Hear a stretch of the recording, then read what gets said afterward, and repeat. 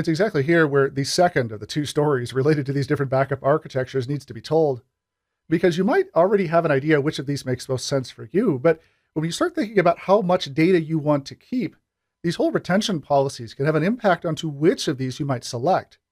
And so let me show you the impact of retention policies, or essentially how many days you want to keep the data for, how these policies impact each of these three different approaches that we've talked about here so far.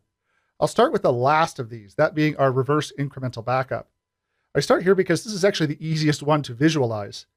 Let's say for each of these that I show you, I have a 7-day retention policy. I want to keep my data for 7 days for every virtual machine. What then happens when we hit our 8th day, here being Sunday?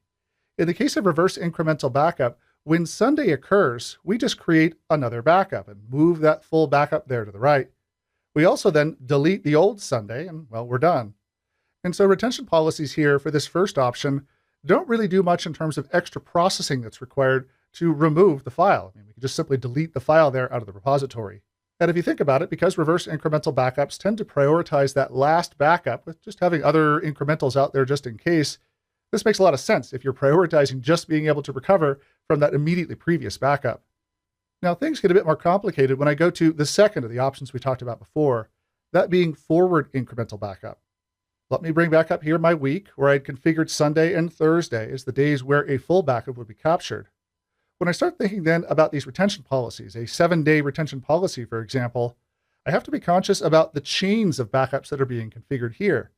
And so let's bring up Sunday and assume that on Sunday we have another incremental backup that needs to occur. When I create that backup, I now have 8 days of backups, but I can't just delete the Sunday here because if I did, I would then lose the chain that would include Monday, Tuesday, and Wednesday. So when I'm configuring retention policies here for forward incremental backups, I have to make sure that I only delete backups that are part of an existing chain, so a full backup followed by the incremental backups that are included.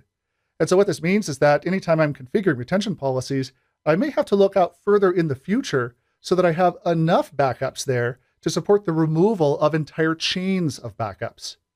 This can obviously mean that you'll have more backups on disk to support your retention policies. And so, for example, here for a 7-day retention policy, I may need to have 8 or 9 days here to support not losing that entire backup chain. Back to our earlier comment about forward incremental backup, this approach does balance our backups and our restores, but does so, as you can see here, at the cost of some extra disk space to support these additional backups that make up a backup chain. Now, this then takes us to our forever forward incremental backup, the first of the options we saw a second ago. I include this here last because managing retention policies here, again, there's our week once again, requires the most added effort on the part of the repository.